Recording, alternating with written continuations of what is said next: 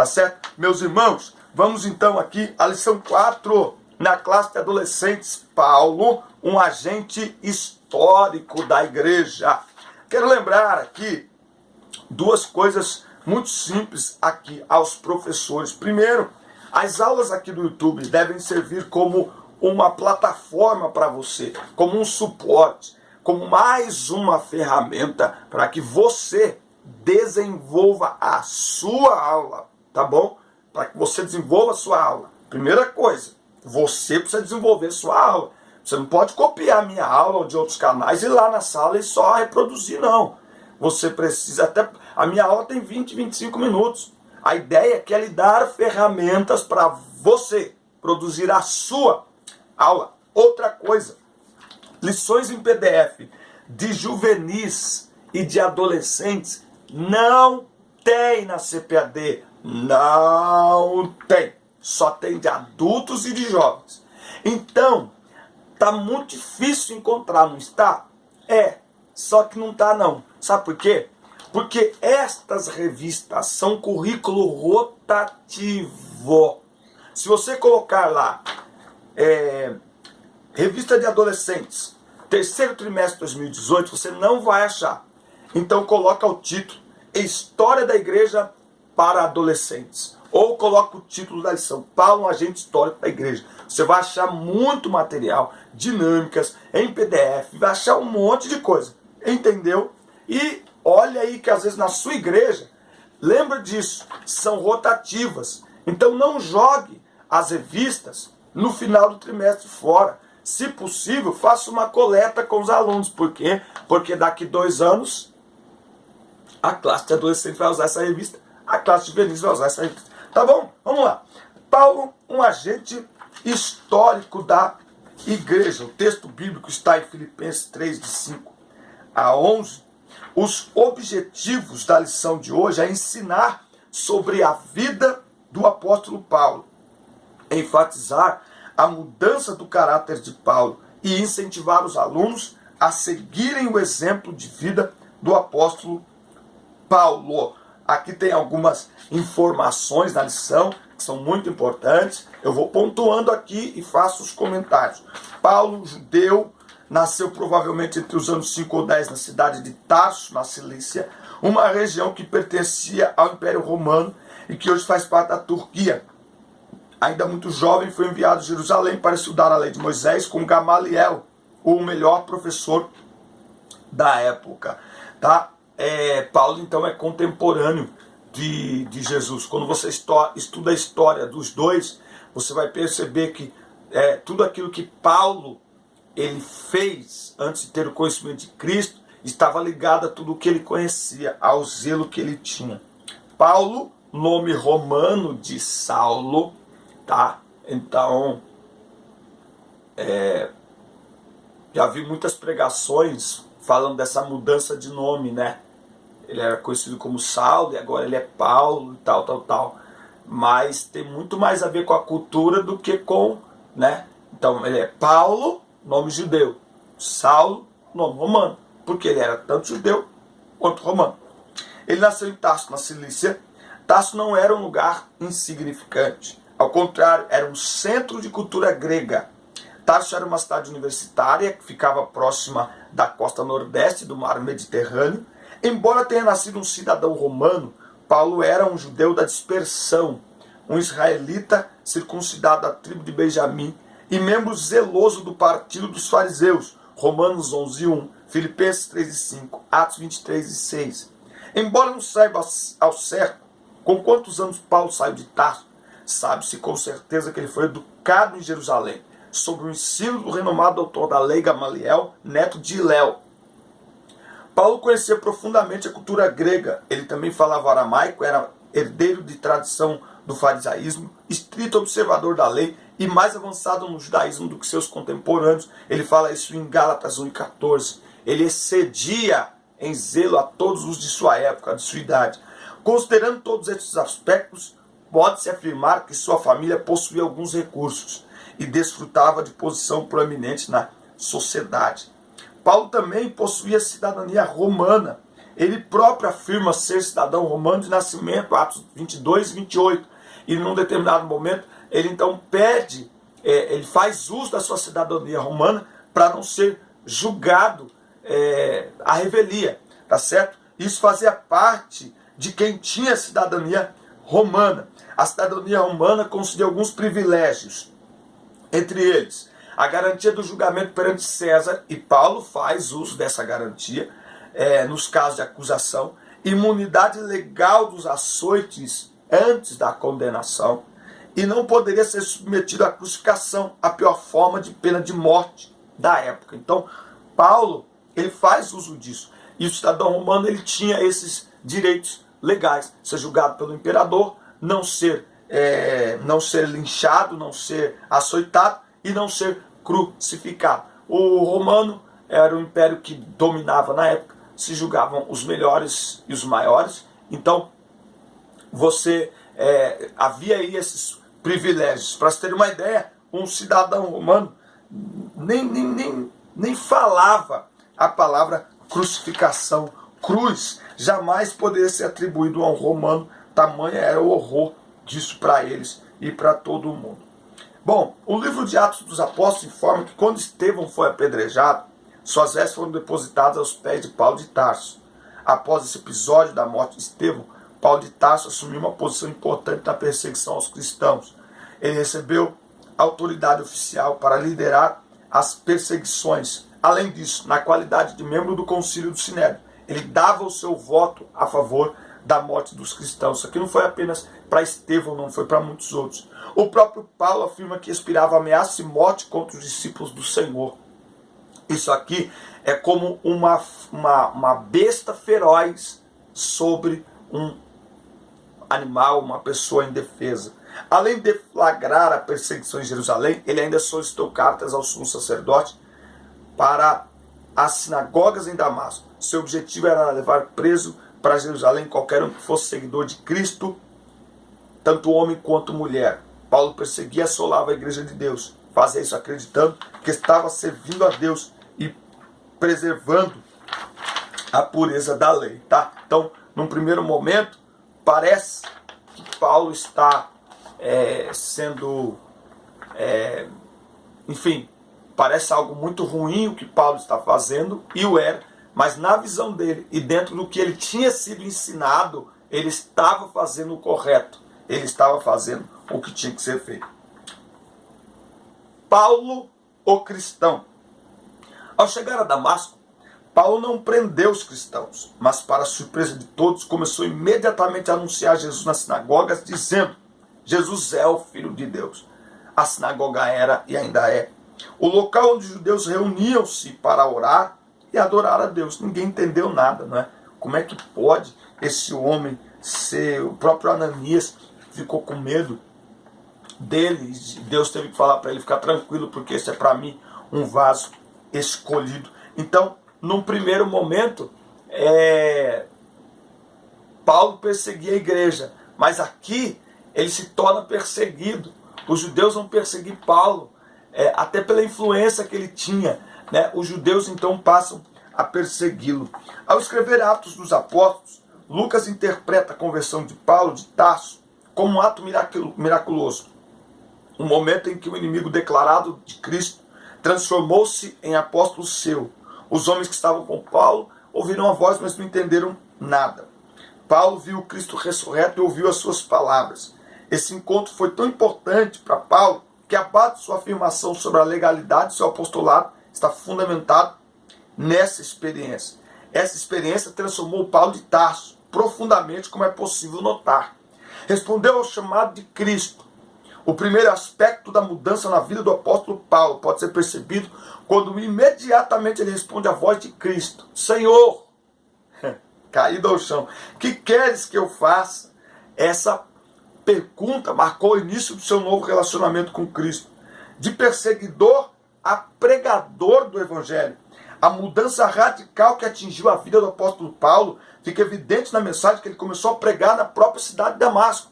Então talvez seja por isso que Paulo é tão radical quando ele fala em relação ao pecado. Ele diz: eu já estou crucificado com Cristo. Não vivo mais eu, mas Cristo vive em mim. O zelo que Paulo empregava para perseguir a Cristo e os cristãos, ele o emprega para seguir a Cristo e ensinar os cristãos. Então houve uma mudança de vida total. Antes da conversão, Paulo de Tarso não aceitava a divindade de Jesus. Ele até acreditava que ao perseguir seus seguidores como um animal selvagem, tentando forçá-los a blasfemar contra Jesus, estaria fazendo a vontade de Deus. É certo dizer que ele via Jesus como um impostor. Após sua conversão, sua pregação não era outra, senão anunciar que Jesus é o Filho de Deus. Aquilo que ele mais negava, agora é o que ele mais pregava. O Paulo, duro, rigoroso, ameaçador e violento de outrora, depois de convertido, passou a demonstrar ternura, sensibilidade e amor. Essas características ficam evidentes em suas obras. Olha o que ele diz aqui, ó, 1 Coríntios, capítulo 2. Olha só, a cruz era uma vergonha e um escândalo. A cruz era algo abominável para Paulo como cidadão romano. E até como para Paulo também como judeu. Imagina isso. Os judeus tiveram e têm dificuldades. Porque como entender que o Messias foi a cruz? Mas Paulo vai dizer, eu, irmãos, 1 Coríntios 2, quando fui ter convosco, anunciando-vos o testemunho de Deus, não o fiz com ostentação de linguagem ou de sabedoria. Isso aqui eram habilidades que Paulo tinha. Ele era um estudioso, mas ele diz, eu não usei esses atributos quando eu fui conversar com vocês, porque nada decidi saber entre vós, senão a Jesus Cristo e este crucificado. 1,18, certamente a palavra da cruz é loucura para os que se perdem, mas para nós que somos salvos é poder de Deus. Aleluia. Paulo, o missionário. Em Antioquia, o Espírito Santo envia Paulo e Barnabé para o campo missionário. Estou tentando falar devagar, mas não dá. Vou tentar. A Bíblia nos mostra que o apóstolo realizou 3 viagens missionárias, onde muitas igrejas foram abertas e o evangelho começou a ser pregado para pessoas que não eram judias. O trabalho evangelístico do apóstolo Paulo abrangeu um período de cerca de 10 anos. Esse trabalho aconteceu principalmente em 4 províncias do Império Romano, onde poderíamos dizer assim 4 capitais, não é, cidades muito importantes, grandes metrópoles: Galácia, Macedônia, Acaia e Ásia. Paulo concentrava-se nas cidades-chaves. Eu gosto da história da igreja para entender todos esses pormenores. Eu sou curioso, eu quero saber por quê. Então, olha só isso aqui que interessante. Ele se concentrava em todos os centros populacionais de sua época. Isso fazia parte do seu planejamento missionário. Isso é fantástico. Quer dizer, não é que Paulo saiu, eu vou fazer missões, onde você vai? Eu vou ali na esquina. Não. Havia um planejamento missionário. Quando alguns judeus e gentios aceitavam a mensagem do evangelho, logo esses convertidos tornavam-se um núcleo de uma nova comunidade local. Dessa forma, o apóstolo Paulo alcançou até mesmo as áreas rurais. A estratégia missionária usada pelo apóstolo Paulo pode ser resumida da seguinte forma. Então, havia uma estratégia, havia um planejamento. Esses grandes centros tinham muitas pessoas que vinham para o turismo comercial, realizar negócios nessas grandes cidades, vender tapetes, comercializar ouro, negociar ouro e por aí vai. Então, quando essas pessoas aceitavam a Cristo e voltavam para as suas cidades de origem, como cristãos, o que elas levavam? Elas levavam o evangelho, e muitas igrejas foram surgindo daí. Então vamos lá. Ele trabalhava nos grandes centros urbanos para que dali a mensagem se propagasse nas regiões circunvizinhas. Ele pregava nas sinagogas a fim de alcançar judeus e prosélitos gentios. Ele focava sua pregação na comprovação de que a nova dispensação é o cumprimento das profecias da antiga dispensação.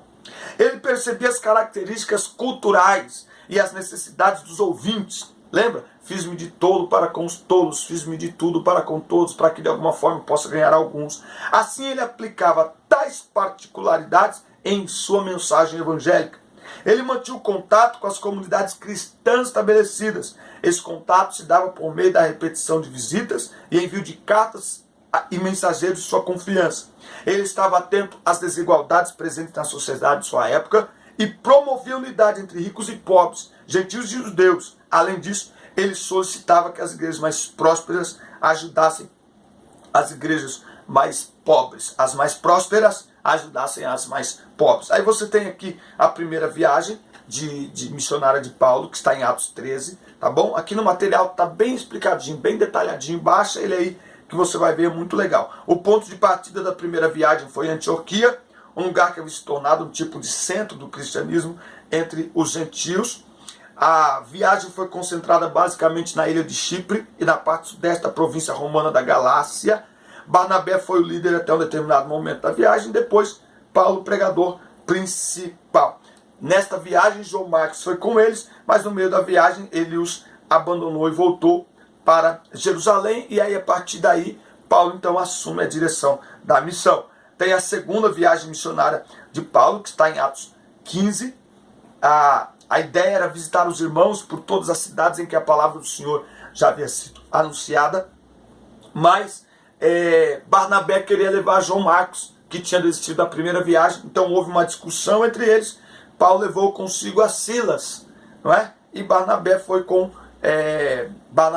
João Marcos para outro lugar. A data provável é entre os anos 50 e 54, e enfim, eles foram para Macedônia, Acaia, de lá eles estiveram nas cidades de Filipos, Tessalônica, Bereia, Atenas e Corinto. Tá bom? A terceira viagem está em Atos 18, e esta terceira viagem ele passou provavelmente pelas províncias da Ásia, tá bom? Ele evangelizou. Tem um mapa, cartas escritas por Paulo, tem um mapa com todas essas viagens missionárias de Paulo que você vai poder levar e expor lá para os alunos também. Paulo, o escritor, além de viajar pregando o evangelho por onde passava, inspirado pelo Espírito Santo, Paulo escreveu cartas às igrejas sempre que acontecia um problema. Foram 3 no total, e todas elas fazem parte do Novo Testamento, tá? Então, de Romanos a Filemon, tudo é de autoria de Paulo. Você vai ver que tem cartas que ele escreve estando na cadeia. Eu diria que um cristão que nunca leu as cartas de Paulo é um cristão pobre. É como sentar na mesa, ter lasanha, ter churrasco e comer apenas um pouquinho de tomate e beber água. Pobre, tem que ler. Advertências sobre moral e conduta. Os que praticam fornicação, adultério e outros pecados graves não herdarão o reino de Deus. Os adoradores de Deus precisam estar unidos, independente de sua nacionalidade. Eles devem com alegria dar de si mesmos para ajudar seus irmãos em necessidade. Orar incessantemente. De fato, os adoradores são encorajados a derramar seu coração a Deus em oração. Para que sejam ouvidas por Deus, as orações devem ser feitas com fé. O que ajudará? Isso aqui são detalhes das cartas de Paulo. As famílias a prosperar. O marido deve amar a esposa como a seu próprio corpo. A esposa deve ter profundo respeito pelo marido. Os filhos devem obedecer aos pais, pois isso agrada a Deus. Os pais precisam orientar e treinar os filhos de modo amoroso, baseando-se nos princípios divinos. Aqui o propósito de Deus é esclarecido. Muitos aspectos da lei mosaica serviam para proteger e guiar os israelitas até a chegada de Cristo. Os cristãos, no entanto, não precisam observar essa lei para adorar a Deus. Ao escrever aos hebreus, cristãos de formação judaica, Paulo esclareceu muitas coisas sobre o significado da lei e como o propósito de Deus se cumpre em Cristo. Ele também mostra instruções sobre correta organização congregacional. Homens dispostos a cuidar dos deveres da congregação têm de ter elevados padrões morais e preencher qualificações espirituais. Os cristãos devem reunir-se regularmente com seus companheiros de adoração para encorajamento mútuo. As reuniões para adoração devem ser edificantes e instrutivas. Quando escreveu a segunda de suas 2 cartas a Timóteo, o apóstolo Paulo estava de novo em Roma, preso e aguardando julgamento. Somente uns poucos corajosos arriscavam-se a visitá-lo. Paulo sabia que tinha pouco tempo. Tenho travado a luta excelente. Tenho corrido até o fim da carreira. Tenho observado a fé. Provavelmente Paulo sofreu martírio logo depois disso.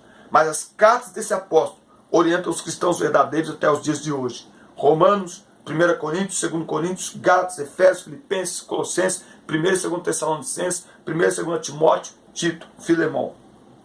Tá? Alguns atribuem também a epístola aos Hebreus como sendo de Paulo, pela maneira como ela está escrita, mas não há um consenso em relação a isso. Muito bem, vamos à dinâmica da nossa aula. O objetivo é introduzir o estudo sobre o apóstolo Paulo. O nome da dinâmica é Conhecendo Paulo. Você vai precisar de papel ofício, palavras digitadas, um rolo de fita adesiva. O que você vai fazer antes da aula? Bom, você vai escrever nesse papel ofício, você vai pegar diversas folhas então de papel ofício e você vai escrever novamente, tá? Tá tudo aqui explicadinho. E aí você vai escrever lá, numa folha, vai escrever apóstolo, na outra, teólogo, na outra, missionário, na outra, escreveu 13 livros do Novo Testamento, na outra, fundou várias igrejas, na outra, poliglota, na outra, fazia tendas, judeu, cidadão romano, perseguidor antes da conversão, fariseu, passou a ser perseguido após a conversão. Durante a aula, você vai escrever no quadro. Ah, eu não tenho quadro. Pega uma cartolina grande e escreve. Quem sou eu? Bem grandão assim, ponto de interrogação, bem grandão. Quem sou eu? Aí você vai falar para o pessoal, olha, nós vamos estudar hoje sobre um personagem muito importante para a história da igreja. Nós conhecemos uma pessoa por suas características. As características do personagem sobre o qual nós vamos estudar hoje estão fixadas debaixo de cada cadeira.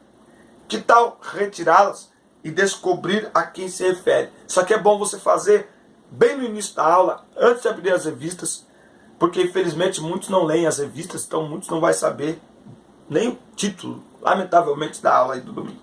Bom, aguarde e peçam para que cada aluno leia a característica, né? Então eles vão pegar embaixo da cadeira ali, você vai colocar embaixo da cadeira, tá? Cada folha dessa você coloca embaixo da cadeira dos alunos, por isso a fita adesiva. Aí você pede, tira aí, tá embaixo da sua cadeira. Ele vai tirar, vai olhar, perseguidor, poliglota, pessoal, de quem são essas características? Essas características é do apóstolo Paulo, e é sobre o apóstolo Paulo que nós iremos estudar hoje.